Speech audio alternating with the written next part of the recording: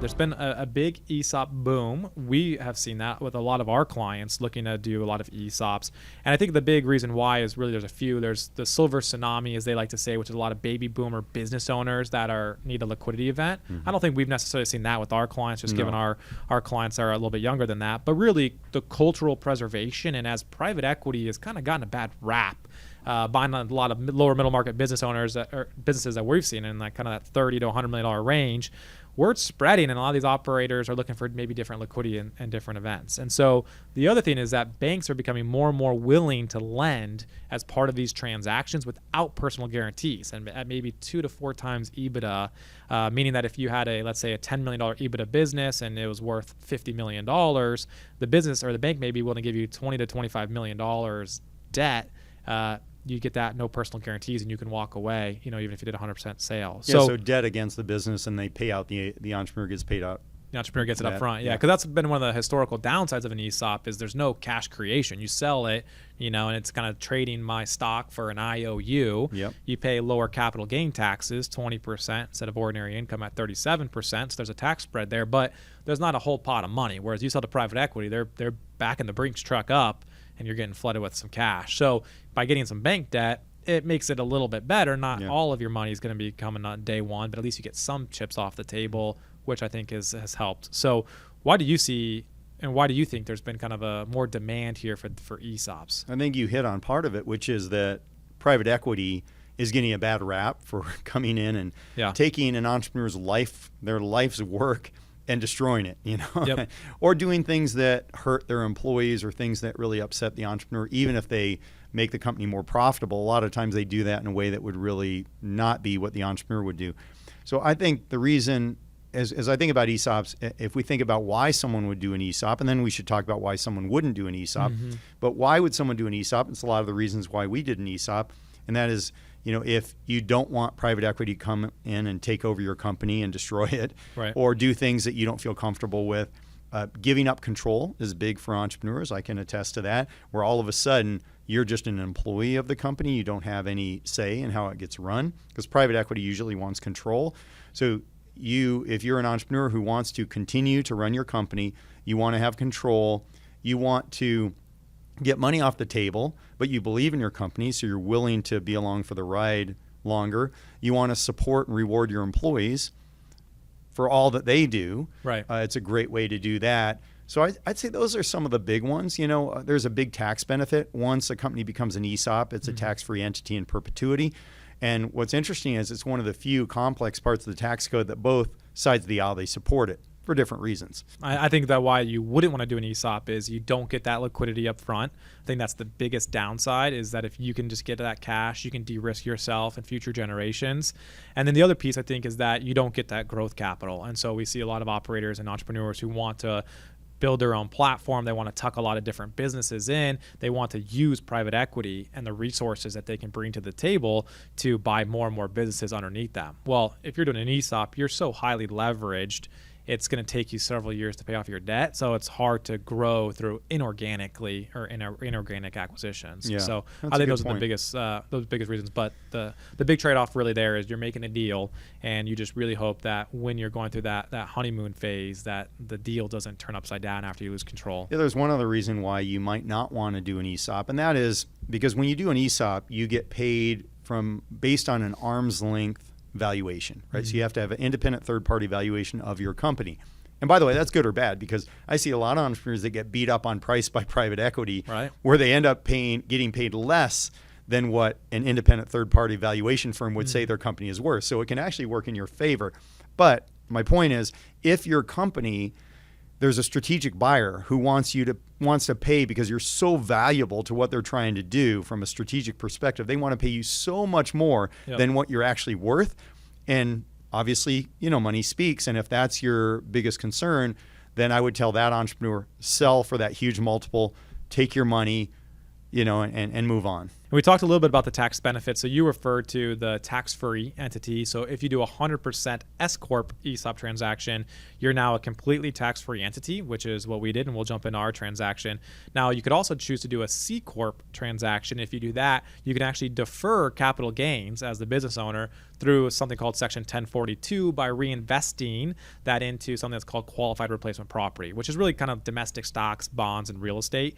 So again, it's a deferral mechanism, kind of like a 1031 with real estate. So if you ever do want to cash that in and get some liquidity, you got to pay the taxes then. There's some workarounds to that, but I think about 70 to 75% of the clients that we see do ESOPs end up going the S-Corp route. Simpler, cleaner, no tax drag, and at the end of the day, they kind of want some of the cash. The deferral isn't super attractive to them because they want the cash, right? They want to recapitalize their personal balance sheet. Although the deferral, if you die, then your family, your kids are going to get a stepped-up basis on that, right? Yep. Exactly. Yep. So, but I think in reality, at the transactions we're seeing, there's an estate tax issue. So you're realistically moving that out of the taxable estate through different trust planning. Yeah, that's smart. So you're probably Besides, not I getting don't a like stepped-up basis. dying as a good tax strategy. Let's talk through our transaction. So we did a transaction in 2022. I remember I was in Flagstaff, and I remember the financials came in the middle of the year, and I said, Jim, Mimi, I think we can do this. And we ended up doing a transaction. We sold for $31.38 million September 1st, 2022. So I know you talked a little bit about why we did an ESOP, and maybe talk through kind of the strategic rationale and then how you feel about doing the transaction. The first thing I would say is, from a public school math teacher, I would have had to work for 1,500 years to create that kind of wealth. So it was a great moment from that perspective. And I just wanted to publicly thank you, because had you not come to us and said, hey, I'm looking at the financials, I think the ESOP time is now. Yeah. We wouldn't have thought of it. And I can talk about the moment when we actually did it, because I remember we were in Park City, Utah, and Mimi and I were out on the deck and just like, wow, we're an ESOP. It was really cool. And then we went out to dinner and drank some champagne. Mimi and I started to realize, hey, we're getting older and we would like to get some money off the table. And we started getting a lot of interest from private equity. And as we had these private equity conversations, and we have the lucky benefit of, with our company, shepherding a lot of entrepreneurs through their exit. So we've seen the good, bad, and the ugly. And one of the things that we hear over and over is this private equity firm came in and destroyed my business. I built this thing over 20 or 30 years and they ruined it. So from that perspective, we said, gosh, I don't know if we want to do that. And I don't have a lot of hobbies, as you know. I'm a terrible golfer. I love what we do. I love this business. I love helping develop young people within the company. I love our entrepreneurs. So I'm like, what am I going to do if we sell to private equity? So it was all those things in my mind. What am I going to do with my life? What's this private equity firm going to do with what we created over all these years? And what about these people who have worked with us, who are helping us build this incredible thing? And I feel like, we have a long way to go as far as growing this company. I mean, we had a lot of growth, but I think we have a long way to grow with our model.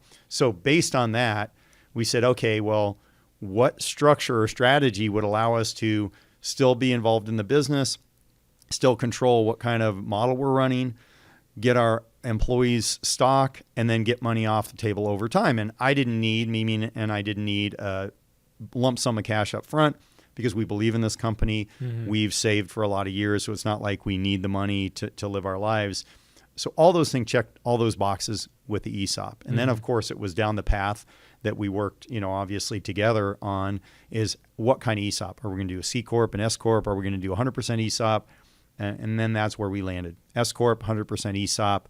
And I have to say, I feel incredible about the decision. I think it's been a lot more complicated than even I would have anticipated. But it's also been the right move for us. It's not the right move for every entrepreneur. It was the right move for us. It was kind of like, there was a movie years ago, and I'm trying to think who was in it, where this very arrogant doctor gets cancer and he becomes a patient. And the whole movie was about him being a patient, right? It was a whole different world. And for me, after all the years of working with entrepreneurs on exits and everything else, to actually be the entrepreneur going through the exit, it was a weird feeling. It was like, I can understand the fears and the concerns and wanting to understand all the complexity and how's this going to work out. And initially, my only regret was in the early year or two, I felt like our employees weren't that excited. Yeah.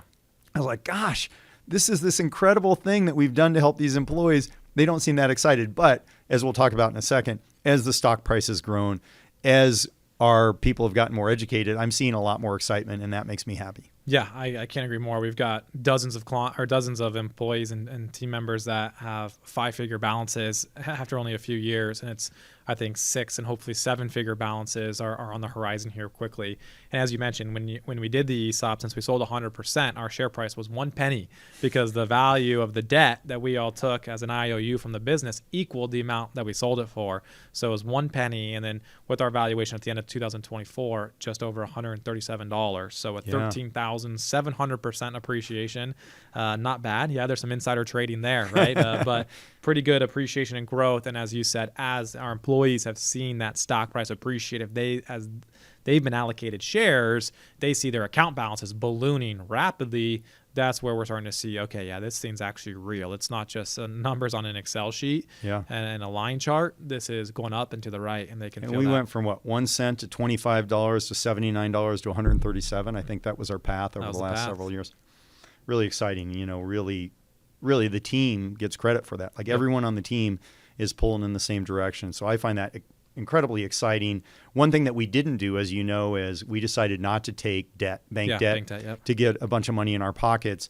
And, it's interesting. That would be a smart move for diversification because you don't want to be too concentrated in business. On the other hand, I don't like banks and covenants and dealing with banks. And I have a very high confidence in our team and in our company. So we all decided together not to take any bank financing. But a lot of entrepreneurs do, and I can see why they would. Yeah. But I think with us, part of the logic there was that the bank debt was going to carry a lot higher interest rate than what we are getting paid from the ESOP. And that's because we negotiated for more upside equity in exchange for a lower interest rate. That's right. And that's really a bet on the future of the business. So we'd rather have a little bit more on some of the upside and then in exchange have a lower interest expense. And the ESOP trustee thought that was a very fair transaction. Yeah. And it's proven, right, that the ESOP trustee is very happy seeing the employee shares grow from 1 penny to 137. So last thing about the ESOPs, we talk about the tax benefits. Not too shabby, though. Paying an effective tax rate around 25%. I know I feel good about that. I'm sure you feel good, a lot better than being in the high 30s, low 40s. Yeah. No, I feel really good about our tax rate right now. And, of course, the ESOP pays no taxes. Yep. But on our personal side, the tax rate it's nice. I enjoy it.